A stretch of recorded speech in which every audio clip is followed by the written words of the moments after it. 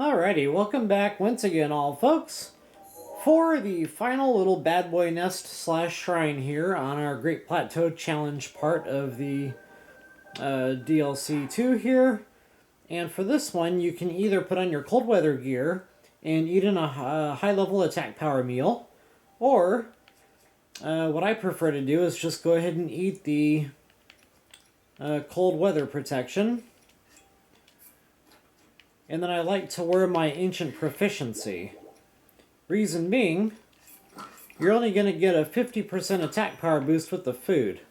With the ancient proficiency in the ancient bow, you're going to get an 80% attack power boost.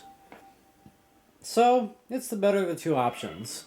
Of course, with that, you have to use an ancient bow. You can't use the Savage Lionel stuff or anything of that nature. So, I guess it really just kind of boils down to your particular fighting style.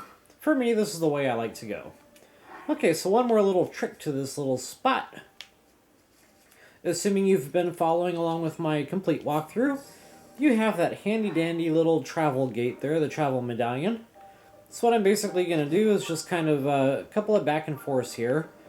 Just more or less take out the nitnoid stuff here first. And I thought there were a couple of ice lizzles around. Bear with me here while I locate them.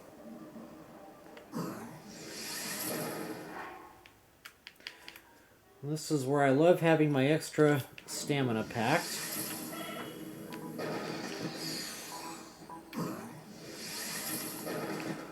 Alright, so that should be the ice lizzles.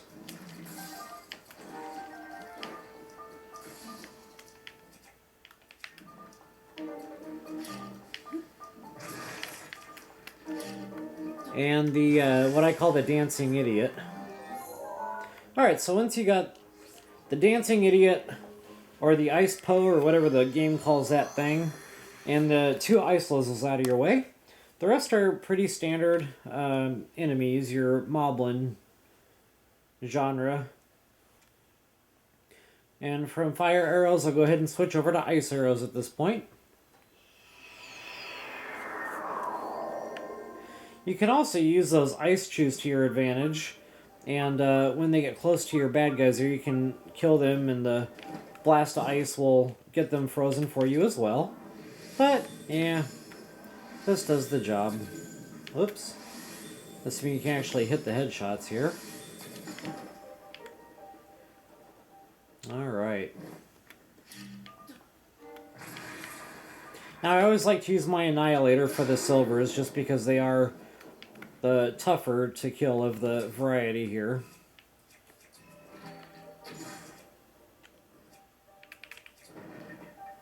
Cool. I thought I was going to have to freeze him again. Apparently not.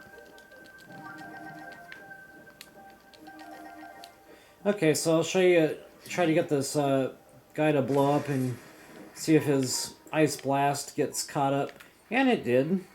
So just showing you guys a couple of different methods there. Now, obviously, if you use the, well, dookie. Obviously, if you use the choo-choo method there to get your foe frozen, then you still have some issues to deal with there. So I don't know, I just personally kind of like doing everything from the air, just because everything slows way down. You have a less of a chance of getting hit or taking damage, or in this case, dying. Alright folks, so that's my technique here. Do whatever works for you. I really love the air, hang time, archery, whatever you want to call it. This really probably is my favorite part of this Zelda game.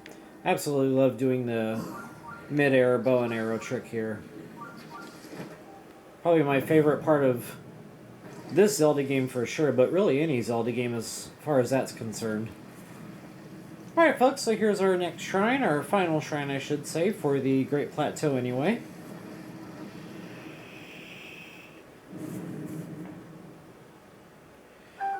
I think this is the one that's going to be like really dark in here, but I'll show you guys a neat little trick to square that away to deal with the darkness anyway.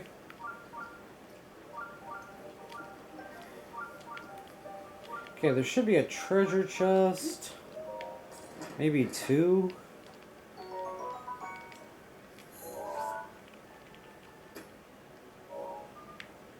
Okay, just the 1.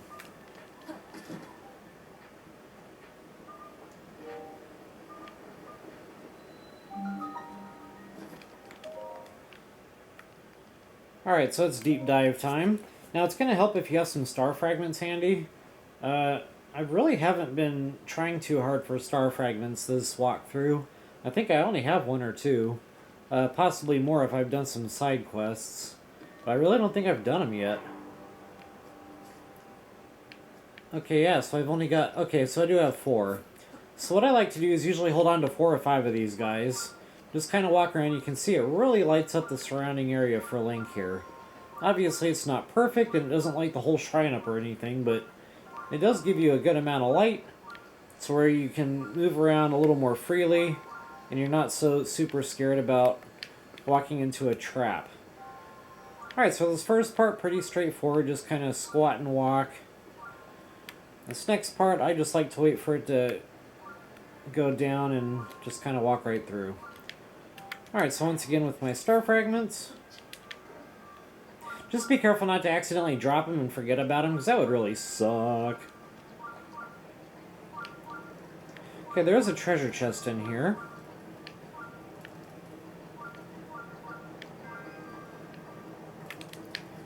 Alright, should be right above me. Now you can either use a fire arrow or just a regular arrow, and here, I'll show you how that works real quick. Just walk into a torch and that'll light your arrow for you. And that's all wood up there, so that'll help your treasure chest come crashing down. Just be careful not to be standing under it. Unfortunately, if that treasure chest hits you in your nugget, and it's going to damage you and kill you in turn. But it is a gold rupee, so... Ooh, yeah. Alright, I don't think we need the star fragments anymore. Actually, I think there's going to be a couple of guardians in the next part of this shrine. Nope, disregard.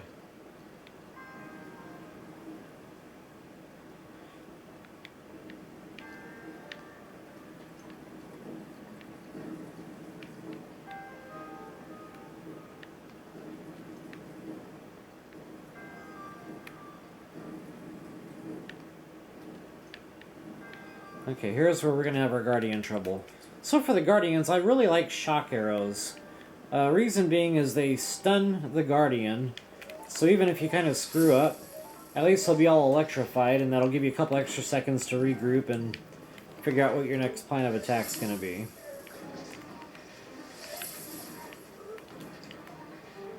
Okay, so it looks like 3 in all.